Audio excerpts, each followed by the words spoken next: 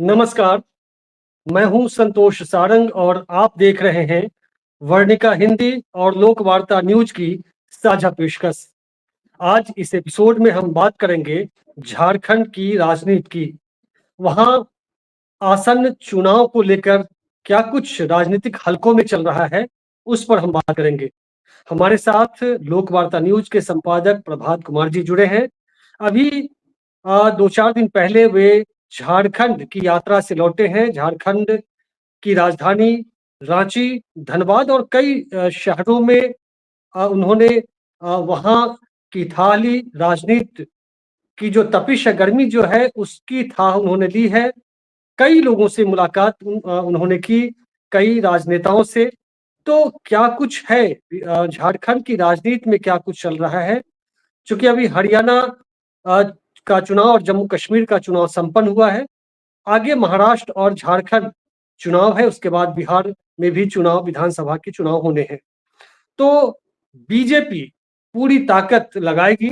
झारखंड में बार-बार प्रधानमंत्री मोदी आते रहे हैं रोड शो करके, और आदिवासी जो समाज है, उनकी विरासत की याद दिला रहे हैं और फिर अ, खुद को आदिवासी समाज से जुड़े होने का उदाहरण देते हैं और भावनात्मक मुद्दे उठाते रहते हैं। तो प्रभात जी, आपका स्वागत है। आप अभी लौटे हैं झारखंड की यात्रा से। क्या कुछ देखा, सुना, समझा है? वहाँ की सियासत में क्या कुछ चल रहा है? नमस्कार संतोष जी। आपने जैसा कहा कि मैं झारखंड की यात्रा से लौटा हूं, यह सच है कि झारखंड में चुनाव को लेकर बिल्कुल किसी समय अब बच सकता है। चुनाव आयोग तारीखों का ऐलान भी कर सकती है। आपको बता दें कि जिस प्रधानमंत्री नरेंद्र मोदी की आपने चर्चा की है, अभी वह जमशेदपुर गए थे।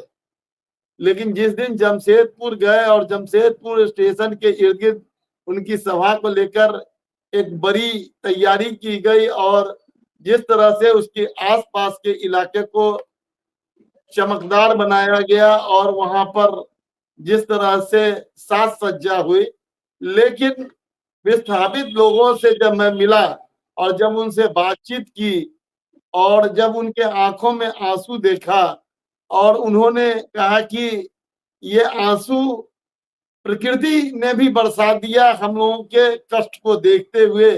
जिस दिन यहाँ पर प्रधानमंत्री मोदी आने वाले थे, उस दिन इतनी बारिश हुई कि प्रधानमंत्री नरेंद्र मोदी झारखंड रेलवे स्टेशन पर नहीं पहुंच सके।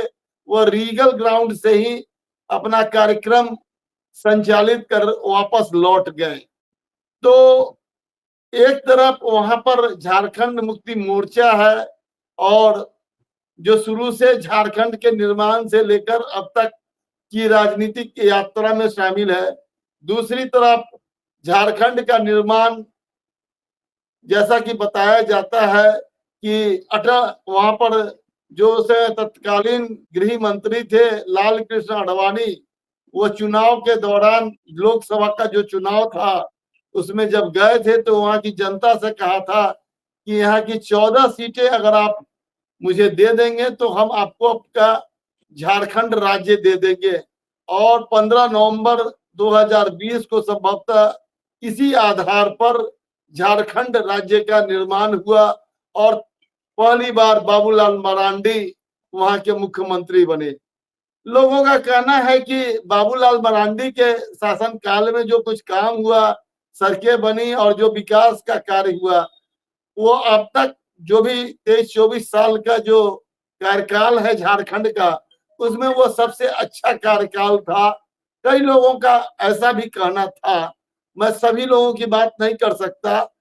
अभी मैं वहां ग्रामीण क्षेत्र में गया था, एक मैया योजना की शुरुआत की गई है, लेकिन इस मैया योजना को लेकर और किसानों की ऋण माफी का भी काम झारखंड मुक्ति सरकार और हेमंत सोरेन ने जब दोबारा फिर से शपथ लिया है अभी इस बार इस कार्यकाल में, तो उन्होंने 2 योजनाओं पर काम करना शुरू किया है और इसका निश्चित तौर पर इम्पैक्ट झारखंड के ग्रामीण इलाकों पर बेहतर ढंग से देखा जा रहा है और वहां ग्रामीण इलाके में उसकी पकड़ भाजपा से मजबूत है, यह कहने में मुझे गुरेज नहीं है।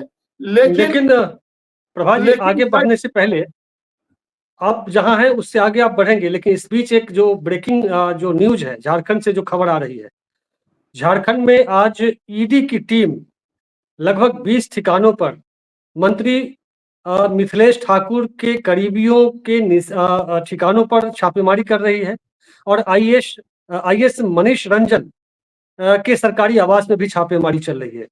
तो ये चुनाव से एन पहले ये छापेमारी ईडी आज की खबर है। अभी मैं देख रहा हूँ, ये हिंदुस्तान लाइव की खबर है।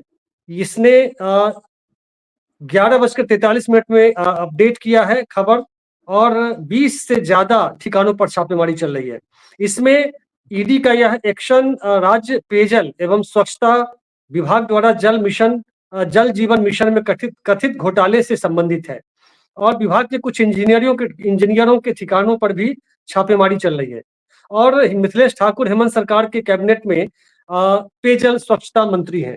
तो ये जो ईडी, इसके पहले भी आपने देखा कि ईडी और सीबीआई की वजह से कैसे हेमंत सोरेन पर शिकंजा कसने की कोशिश हुई और उन्हें जेल जाना पड़ा, जबकि बाद में हाईकोर्ट ने आपको उन्हें बता दें, इनसे बिल्कुल वो कर दिया, बरी कर दिया। देखिए संतोष जी, हम 7 अक्टूबर को धनबाद शहर में थे और उस दिन भी धनबाद शहर में 5 ठिकानों पर ईडी छापेमारी कर रही थी।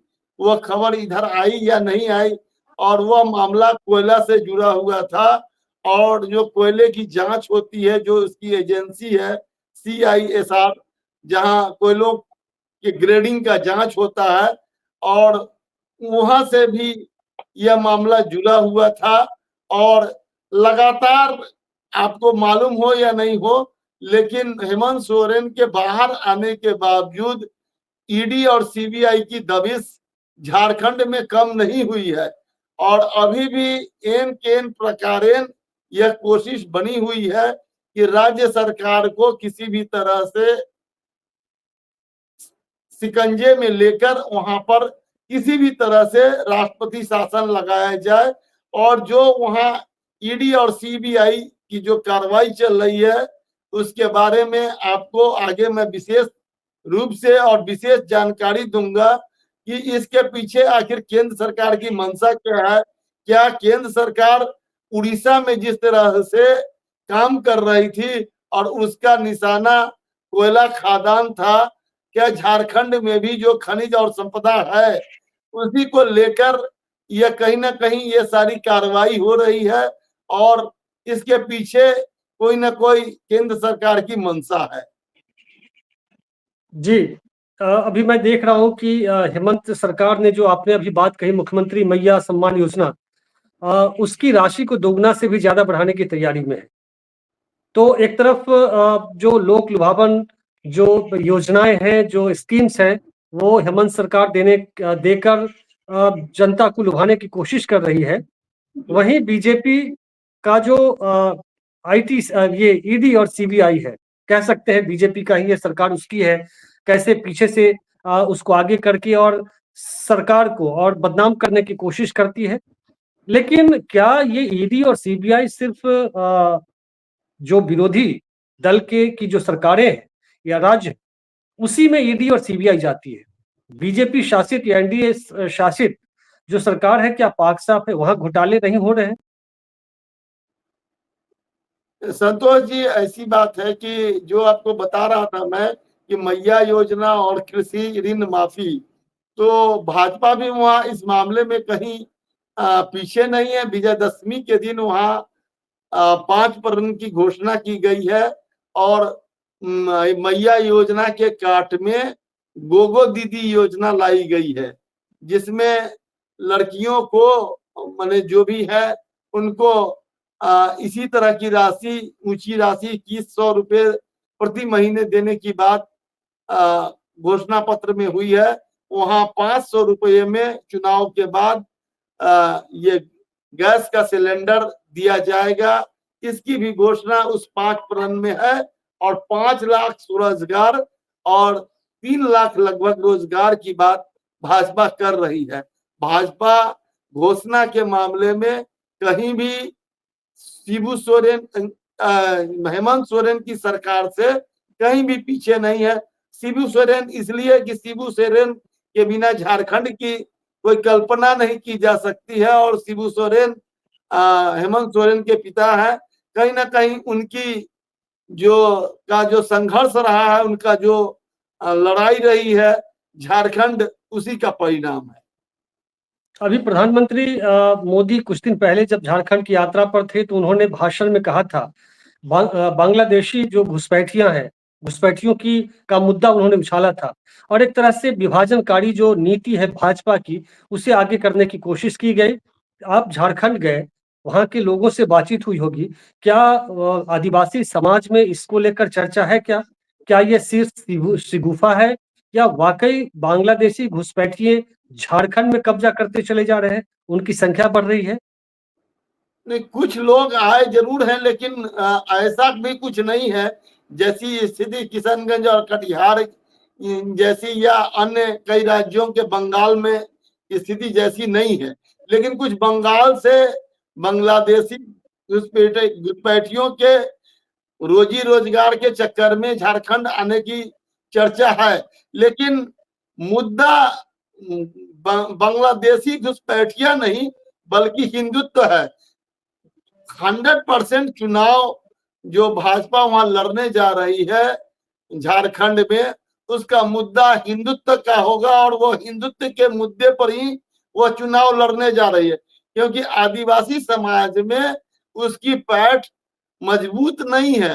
लगातार जिस तरह से अर्जुन मुंडा, बाबूलाल मरांडी और को दरकिनार करके जिस तरह से पिछली बार रघुवर दास को मुख्यमंत्री बनाया गया था, और इस बार भी अभी तक यह तय नहीं हो सका है कि झारखंड में भाजपा का फेस कौन होगा। इसको लेकर यह तय नहीं हुआ है। वहां प्रधानमंत्री नरेंद्र मोदी के फेस पर चुनाव लड़ने की तैयारी हो रही है। ऐसी स्थिति में वहां हिंदुत्व ही एकमात्र हथियार है भाजपा के पास। ताकि भाजपा आज उस स्थिति में नहीं है जिस स्थिति में वह किसी जमाने में हुआ करती थी। क्या है कि वहां अब जो एक नया नौजवान जयराम महतो, जो झारखंड लोकतांत्रिक मोर्चा या गठबंधन कुछ भी है, उसका जेके एलएफ करके कुछ है, ये उसका वो तैयार होके जिस तरह से उभर कर आया है और जिस तरह से वो भाजपा और झारखंड मुक्ति मोर्चा पर हमलावर है, और जो भी 23-24 साल का हिसाब है और जिस एग्रेशन के साथ युवाओं को जोड़कर वह सवाल कर रहा है, और जिस तरह से उसने लोकसभा के चुनाव में शानदार प्रदर्शन किया है बिना किसी संगठन और बड़ी जमात के, और उसको देखते हुए सारे नेताओं के नींद उड़े हुए हैं। ऐसे में भाजपा ने तय कर लिया है कि वहां हिंदुत्व ही उसके नैया को पार लगा सकती है। इसलिए बांग्लादेशी का मुद्दा आ रहा है। लेकिन गांव में जब जाइएगा तो वहां कोई बांग्लादेशी का मुद्दा नहीं है।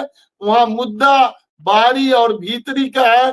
बाहरी लोगों से लोग आक्रांत हैं, खासकर जिसको हम लोग बिहारी कहते हैं। बिहारी का मतलब आम बिहारी से उनको कोई नहीं लड़ाई है, लेकिन वह बिहारी जो उनके शोषक के रूप में रहे हैं, जिनकी अट्टालिका उनके खून और पसीने पर खड़ी हुई है और उनकी कमाई पर खड़ी हुई है, उसके खिलाफ वो खड़े दिखते हैं। हिंदुत्व का मुद्दा क्या आदिवासी समाज के लोगों को लुभा रहा है? क्या आदिवासी जिनका जंगल और जमीन से नाता रहा है, उनका एक सांस्कृतिक धरोहर उनकी बिल्कुल अलग है। तो क्या हिंदुत्व का जो मुद्दा है, हिंदू और मुसलमान के एजेंडे को आगे बढ़ाते हैं, सांप्रदायिक भेदभाव करने की कोशिश की जाती है, वो आदिवासी समाज को क्या लुभा रहा है, असरदार हो रहा है? संतोष जी, वहाँ 30% मतदाता आदिवासी हैं और जो उस 30% के अलावा जो 70% मतदाता जो है गैर आदिवासी, वही भाजपा का टारगेट है, वही हिंदुत्व का टारगेट है और उसी में सेंध लगाने की कोशिश की जा रही है। और जी उसी वोट के बदौलत वह पिछली सरकार भी थी और पहले भी जो मन वनवासी आश्रम का जमाना तो बहुत पहले बीत चुका। नानाजी देशमुख का छत्तीसगढ़ और मध्य प्रदेश से जो वनवासी आश्रम का काम शुरू हुआ था और जो योजनाएं शुरू हुई थी, आज वह कहीं भी झारखंड के ग्रामीण इलाकों में नहीं दिखती है, वह पूरी तरह दम तोड़ चुकी है। ऐसी स्थिति में झारखंड में बहुत कनेक्ट अब आदिवासी का नहीं रह गया है। वही लोग आदिवासी समाज के वही लोग हैं जो सत्ता और शासन में किसी पद या किसी शक्ति के आधार पर जुड़े हुए हैं।